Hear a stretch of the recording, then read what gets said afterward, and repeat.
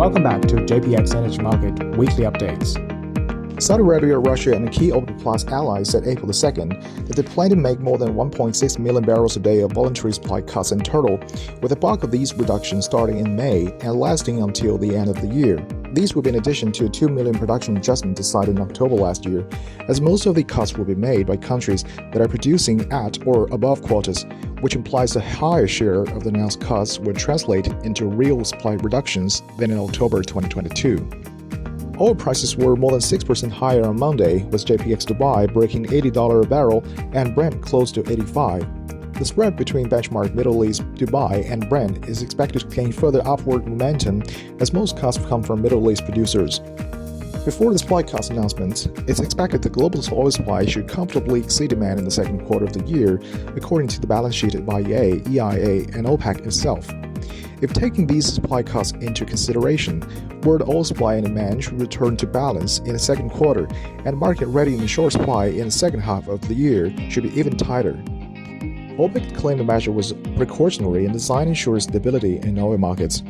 It's also expected that if the market over-tightens, OPEC will reverse the cut along the line. So this isn't set in stone for the rest of the year, but very clearly defending a floor.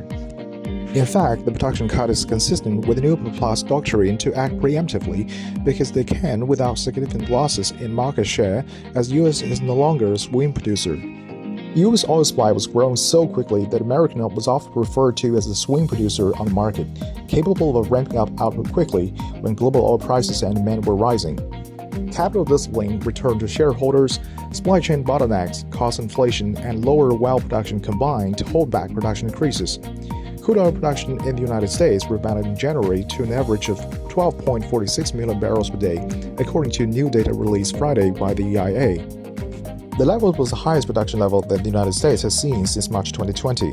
The EIA has forecasted that the U.S. crude oil production will reach 12.4 million barrels per day on average this year. Though the market is now back in the hands of OPEC, there are still options for the United States to respond to OPEC's move, including easing sanctions on some oil-producing nations.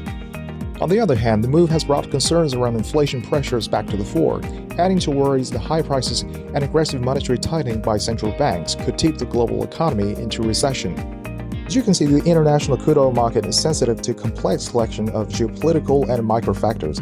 There are more simple indicators to follow, that is the diesel crack spread and the intermonth spread. The intermonth spread appears to serve as a harbinger of price movements, while the diesel crack spread could be seen as a real-time indicator of demand. If the two indicators fail to catch up with the upward trend of oil price, then it should be seen as a warning sign for the crude oil market. Okay, that's all we have for this week. Welcome back next week.